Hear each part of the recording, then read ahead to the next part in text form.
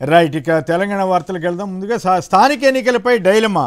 వాయిదా వేయాలా లేక 42% రేపో మాపో జీవో ఇచ్చి ముందుకెళ్దామా అన్న దానిపై కాంగ్రెస్లో మల్లగొల్లాలు. ఒడువని కొరత, విడవని కష్టాలు. ఈ ఎరువుల కొరత సంబంధించి యూరియా. సాదా బైనామాకు లైన్ క్లియర్.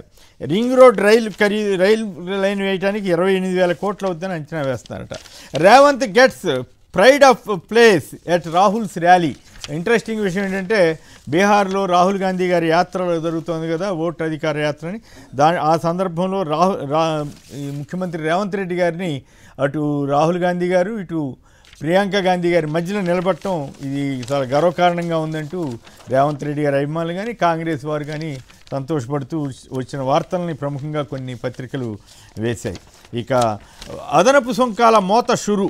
ఈ ట్రంప్ టారిఫ్ ఎఫెక్టు రొయ్యల మీద, తోలు వస్తువుల మీద, దుస్తుల మీద వీటన్నిటి పడుతుందట. 5 ఏళ్లలో 70,000 కోట్ల ఎఫెక్ట్ కూడా 5,000 అదనపు సుంకాల మోత ఎఫెక్టు చాలా తీవ్రంగా ఉంటుందనేటువంటి వాదన.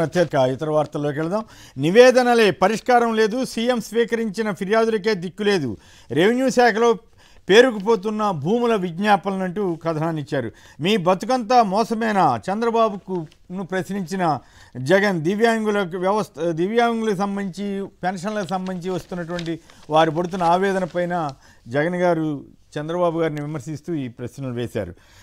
అలాగే మాజీ మంత్రి పేరు నానిపై కేసు పెట్టారు. ఇది ఎక్కడ గొడవ? ఆయన అక్కడికి వెళ్ళి అబ్బాయి చౌదరి గారు ఈ పొలాలు నరికేస్తున్నారు అని చెప్పి ఆ చింతమనేని గారు అనుచరులు ఎవరో అక్కడికి వెళ్తే ఆయన ఏదో అన్నాడని చెప్పి కేసు పెట్టారంట.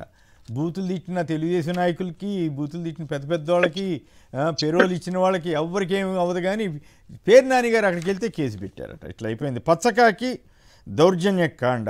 ప్రకాశం జిల్లాలో 30 మంది పోలీసులు, 3 ఎస్ఐలు వీళ్ళంతా వెళ్ళి ఒక వైసీపీ నాయకుడి యొక్క దుకాణాన్ని పడగొట్టారంటండి. ఈ రకంగా సాగుతోంది ఆ రాజకీయం అక్కడ. ఈయనెవరో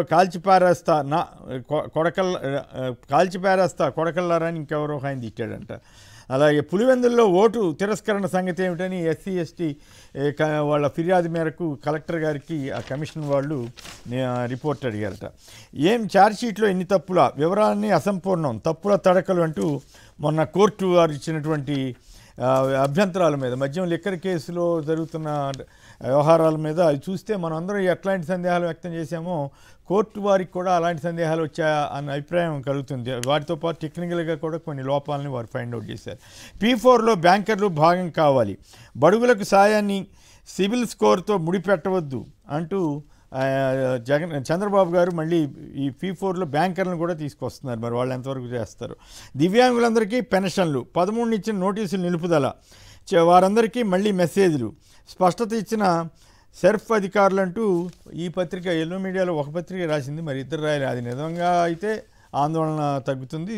ఇక విజయవాడ ఏసీబీ కోర్టులో లొంగిపోయిన ఐపీఎస్ అధికారి సంజయ్ సెప్టెంబర్ 9 వరకు రిమాండ్, విజయవాడ జైలుకు తరలింపు. గత ప్రభుత్వంలో సిఐడి చీఫ్గా పనిచేసిన సంజయ్, స్కిల్ స్కామ్లో చంద్రబాబు అరెస్టు సమయంలో సిఐడి చీఫ్గా ఉన్న సంజయ్ చీఫ్గా మార్గదర్శి చిట్స్ అక్రమాలు మోసాలపై విచారణ తీశారు. మరి ఈ కారణంతో అరెస్ట్ చేశారా, ఆయన మీద రెడ్ బుక్ అనండి ఇంకోటనండి కేసు పెట్టారు. ఇప్పుడు ఏదో 1.5 కోట్లు ఎక్కడో డైవర్ట్ అయినాయి అని చెప్పి ఏదో కార్యక్రమం నడపడానికి అని చెప్పి డైవర్ట్ చేశారంటూ పనిగట్టుకుని పెట్టిన కేసుగా కొంతమంది చెప్తా ఉన్నారు. మరి దీని మీద మనం చర్చలోకి వెళ్తాం. అదే టైంలో ఇంకో సునీల్ కుమార్ అనే ఐపీఎస్కి 6 నెలలు ఎక్స్టెన్షన్ చేశారట, సస్పెన్షన్ ఎక్స్టెండ్ చేశారట.